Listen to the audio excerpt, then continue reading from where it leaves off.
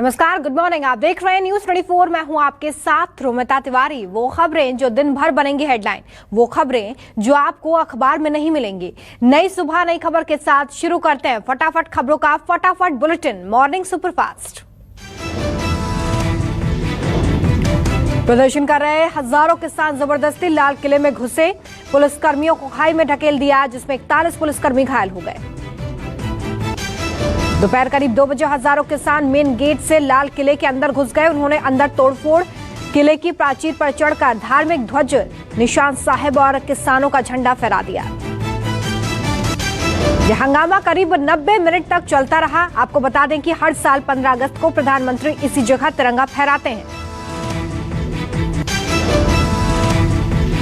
इसके बाद पुलिस ने उपद्रव कर रहे किसानों पर लाठीचार्ज किया और उन्हें खदेड़कर बाहर निकाल दिया।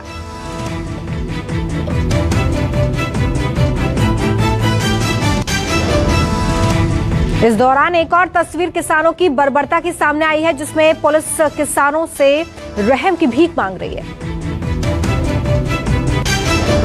शाम 6 बजे लाल किले पर किसानों का जमावड़ा था, लेकिन रात 11 बजे तक लाल किले को खाली करा लिया गया। फिलहाल यहां पर भारी पुलिस बल तैनात है। गणतंत्र दिवस के दिन दिल्ली में किसानों ने जाम कर मचाया उत्पात, किसान और पुलिस के बीच झड़प।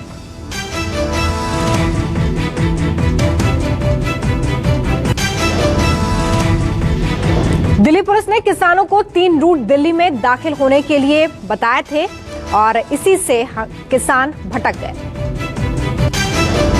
हंगामे की शुरुआत गाजीपुर से हुई, जहां पर प्रदर्शन पर बैठे किसान दिल्ली में घुसने की कोशिश करने लगे। उग्र किसानों ने यहां पर बैरिकेड्स तोड़ दिए और आगे बढ़ गए, जिनको रोकने के लिए पुलिस को आंसू गैस के गोले छोड़ने पड़े। अक्षरधाम से पहले NH-24 पर पुलिस ने बैरिकेडिंग की हुई थी, लेकिन कुछ किसानों के जत्थों ने ट्रैक्टरों के साथ बैरिकेडिंग्स को तोड़ दिया।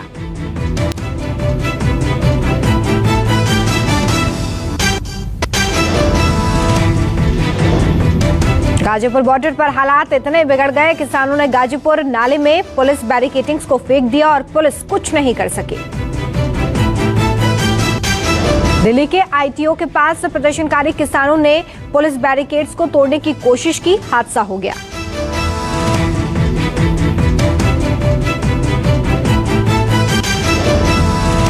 बैरिकेड को टक्कर मारने के दौरान किसान का ट्रैक्टर पलट गया, जिससे ट्रैक्टर चला रहे किसान की मौके पर ही मौत हो गई। जिसके बाद ट्रैक्टर मार्च कर रहे किसान पहले से भी और ज्यादा उग्र हो गए, पुलिस पर हमला करने लगे। इसके बाद प्रदर्शनकारी नवदीप के शव के साथ ITO चौराहे पर बैठे रहे। शाम के वक्त गाजीपुर बॉर्डर पर वापस चले गए। दिल्ली के नागलोई में भी किसानों का भारी बवाल। इस दौरान किसानों ने पुलिस की गाड़ी में तोड़फोड़ की। हालातों को काबू में करने के लिए पुलिस ने लाठीचार्ज, वाटर कैनन और आंसू गैस के गोले छोड़े।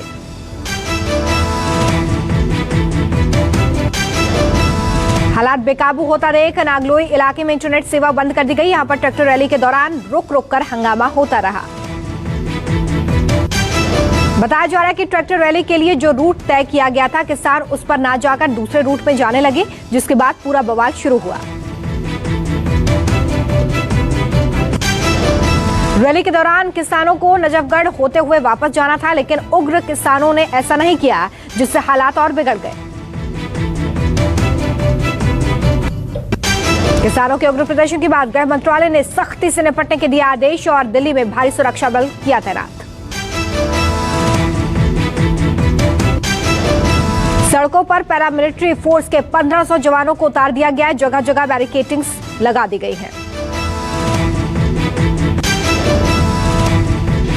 साथ ही किसानों के आक्रोश और बवाल को देखते हुए हरियाणा, पंजाब और उत्तराखंड में हाई अलर्ट घोषित किया गया है।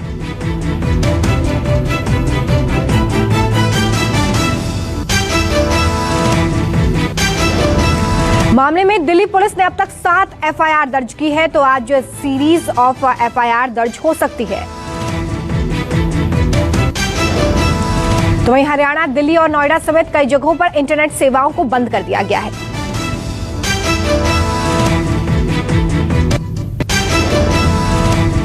किसान आंदोलन का मुख्य चेहरा रहे योगेंद्र यादव, दर्शन पाल और शिव कुमार कक्का ने हिंसा पर दुख जताया और खुद को इस मामले से अलग बताया। किसान नेता राकेश टिकैत ने रैली के दौरान हुई हिंसा के लिए दिल्ली पुलिस को जिम्मेदार ठहराया। राकेश टिकैत का यह भी आरोप है कि दिल्ली पुलिस ने जो रूट दिया वहां पर कई जगहों पर बैरिकेड्स लगाए गए थे, जिससे ट्रैक्टर सवार भटक गए। उधर इस पूरे मामले पर पंजाब के सीएम कैप्टन अमरिंदर सिंह ने कहा कि जो हुआ वो अस्वीकार्य है। सीएम कैप्टन ने सभी वास्तविक किसानों से वापस लौटने की अपील की है। लाल किले पर झंडा फहराने के मामले में दीप सिद्धू ने वीडियो जारी कर सफाई दी है। उन्होंने देश की अखंडता को नुकसान नहीं पहुंचाया है, ये कहा। लेकिन दीप सिद्धू ने यह माना है कि उन्होंने लाल किले पर निशान साहिब और किसान मजदूर एकता का झंडा लगाया था, लेकिन तिरंगे को नहीं हटाया। वहीं इस पूरे मामले को लेकर दीप सिद्धू को एनआईए ने नोटिस भेजा है। सूत्रों की माने तो दीप सिद्धू पर विदेशों से पैसा लेने का आरोप है। वहीं गुरदासपुर से बीजेपी सांसद सनी देओल ने दीप सिद्धू से किनारा कर लिया है। सनी देओल ने कहा कि मेरे परिवार का दीप सिद्धू के साथ कोई संबंध नहीं है। वहीं कांग्रेस सांसद रवनीत बिट्टू ने दिल्ली में ट्रैक्टर परेड पर हुई हिंसा के पीछे सिख फॉर जस्टिस संगठन का हाथ बताया। रवनीत ने कहा कि लाल किले पर झंडा फहराने के लिए 1,80,000 रुपए के इनाम का ऐलान किया गया था। पश्चिम बंगाल में आज से शुरू हो रहा है विधानसभा का विशेष सत्र के हंगामेदार होने की आशंका। विधानसभा सत्र में कृषि कानून के साथ साथ जीएसटी पर भी चर्चा होने की संभावना है। सीएम ममता बनर्जी ने कहा था कि विवादित 3 नए कृषि कानूनों के खिलाफ प्रस्ताव पारित करने के लिए आवश्यक कदम उठाए जाएंगे।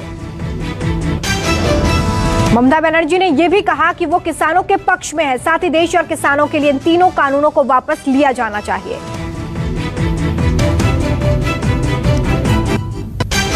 वेब सीरीज तांडव मामले में आज सुप्रीम कोर्ट करेगा सुनवाई। कई राज्यों में वेब सीरीज के कलाकारों पर एफआईआर हुई है दर्ज।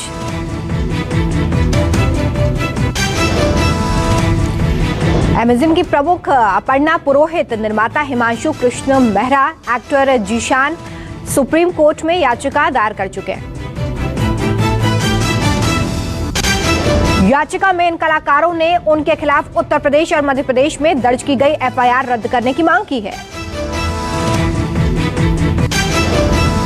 लालू यादव की जेल से रिहाई के लिए तेज प्रताप ने राष्ट्रपति से लगाई गुहार, जिसको लेकर आज तेज प्रताप राष्ट्रपति से करेंगे मुलाकात। तेज प्रताप ने कहा कि उन्हें झूठे मुकदमे में फंसाया गया है और जेल में बंधक बनाकर रखा गया है। तेज प्रताप ने इसे राजनीतिक षड्यंत्र करार दिया है। राष्ट्रपति को लिखे पत्र में आग्रह किया गया है कि उनके पिता बहुत बीमार हैं और इसलिए जेल से रिहा कर देना चाहिए। तमिलनाडु की सीएम स्वर्गीय जयललिता की करीबी रही शशिकला को आज 4 साल बाद रिहा किया जाएगा। लेकिन कोरोना वायरस से संक्रमित शशिकला का कोविड-19 का इलाज जारी रहेगा। जेल अधिकारियों के मुताबिक शशिकला को औपचारिक रूप से आज रिहा किया जाएगा। वीके शशिकला के 20 जनवरी को संक्रमित होने की पुष्टि हुई थी। फिलहाल वो विक्टोरिया अस्पताल के कोविड सेंटर में है।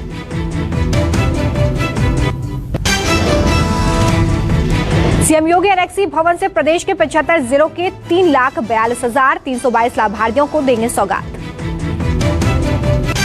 प्रधानमंत्री आवास योजना के तहत इन लाभार्थियों के खातों में 2,409 करोड़ रुपए की धनराशि ट्रांसफर होगी। इस कार्यक्रम में यूपी कैबिनेट मंत्री आशुतोष टंडन और राज्य मंत्री महेश गुप्ता मौजूद होंगे।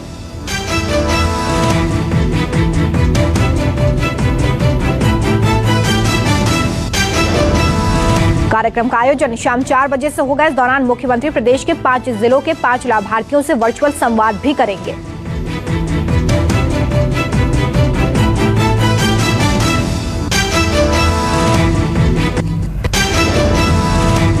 देश में कोरोना के मामलों में एक बार फिर से उछाल, 24 घंटे में सामने आए 9,102 नए केस। देश में कोरोना के मामलों की संख्या 1 करोड़ 6 लाख के पार। अब तक 1,53,000 से ज्यादा मौतें। दिल्ली में कोरोना पर कंट्रोल जारी। 24 घंटे में 157 नए केस, 7 लोगों की मौत। 6,34,000 के पार मरीजों की संख्या। महाराष्ट्र में कोरोना के पिछले 24 घंटे में 2,405 नए मामले, 47 की मौत, 20 लाख के पार मरीज।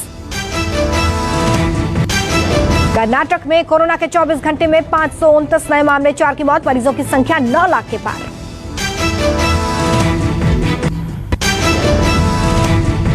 बिहार के गया में एक अदालत ने आरजेडी की पूर्व विधायक कुंती देवी को 8 साल पुराने हत्याकांड में सजा सुनाई है। 26 फरवरी 2013 को जेडीयू के कार्यकर्ता सुमिरक यादव की हत्या का दोषी ठहराते हुए पूर्व विधायक को उम्र कैद की सजा दी गई। यूपी के बिजनौर से एक युवक के फायरिंग करने की तस्वीरें सामने आई है। तस्वीरों में दिख रहा शख्स पूर्व प्रधान रईस अंसारी है।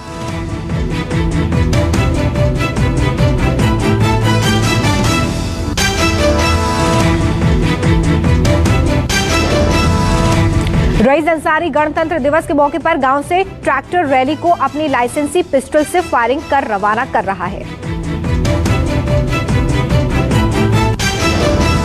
वीडियो वायरल होते ही पुलिस हरकत में आ गई। आरोपी को गिरफ्तार कर लिया। चेन्नई एयरपोर्ट पर कस्टम अधिकारियों की बड़ी कार्रवाई। 44 लाख का सोना, एक मोबाइल फोन जब्त।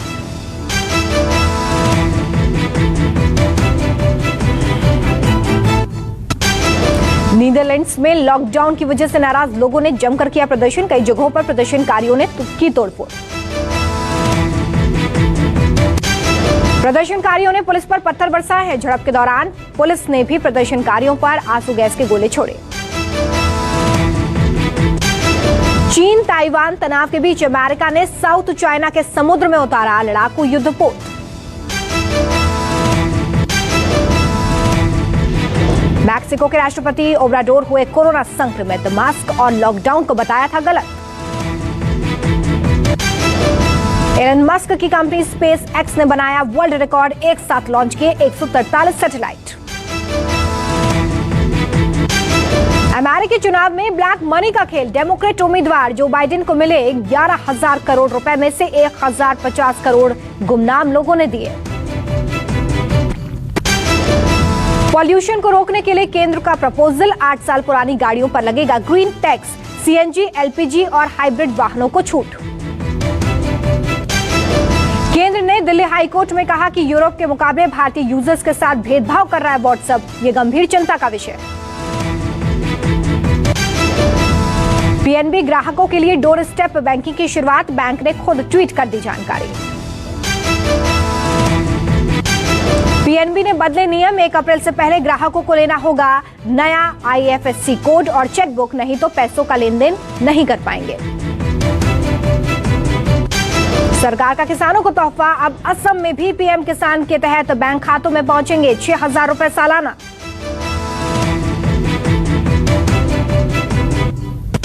गूगल एंड्रॉइड और आईओएस के सर्च ऐप को करेगा रीडिजाइन। यूजर्स आसानी और जल्दी से पा सकेंगे जानकारी।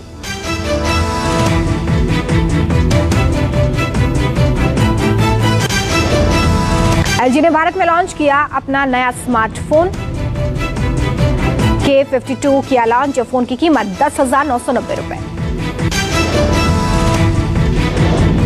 बीएसएनएल ने ग्राहकों को दी खुशखबरी। मुफ्त में मिल रहा है 4G सिम कार्ड। ऑफर 31 जनवरी तक। अमेरिका में चीपेस्ट मैन्युफैक्चरिंग प्लांट लगाएगी सैमसंग। कंपनी करेगी $10 बिलियन का निवेश। व्हाट्सएप के डेस्कटॉप यूजर्स के लिए खुशखबरी। जल्द मिलेगा वीडियो और वॉइस कॉलिंग का फीचर। भारत के रक्षा मंत्री राजनाथ सिंह ने रिलीज किया फौजी कॉलिंग का ट्रेलर। फौजी के घर के माहौल पर आधारित है फिल्म। डायरेक्टर एस राजामौली की RRR दशहरा पर होगी रिलीज। आलिया ने शेयर किया फिल्म का पहला पोस्टर। गणतंत्र दिवस पर आज रिलीज होगी भोजपुरी सुपरस्टार दिनेश लाल यादव की शॉर्ट फिल्म भारत।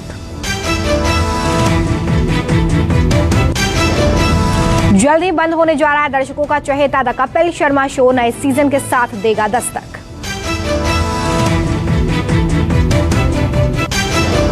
सपना चौधरी का नया गाना लोरी रिलीज, 3 दिन में लगभग 2 लाख व्यूज।